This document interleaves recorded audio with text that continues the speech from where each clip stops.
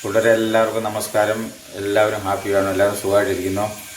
അപ്പോൾ ഇന്ന് ഞാൻ പരിചയപ്പെടുത്തുന്ന പുതിയൊരു ഡിഷാണ് നമ്മുടെ കരേല ബറുവ മസാല. എന്താണ്? എനിക്ക് മസാല മാത്രമേ മനസ്സിലായുള്ളൂ, വേറെ ഒന്നും എനിക്ക് മനസ്സിലായില്ല. മനസ്സിലായില്ലേ? അതാണ് പാവയ്ക്ക മസാല നിറച്ചത്. അതെ, ഇച്ചിരി ഹിന്ദി കൂടെ ഒക്കെ പഠിക്കണം. അത് മേ കർത്താവായിരിക്കുമ്പം ഹും ചേർക്കണം, തും കർത്താവായിരിക്കുമ്പം ഹോ ചേർക്കണം.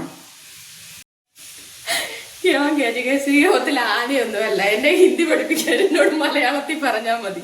അത് കുഴപ്പമില്ല, എന്നാൽ എല്ലാവർക്കും മലയാളത്തിൽ ഇരിക്കട്ടെ. അപ്പം പാവയ്ക്ക മസാല നിറച്ചത് എങ്ങനെയാണെന്ന് ഞാൻ കാണിച്ചു തരാം.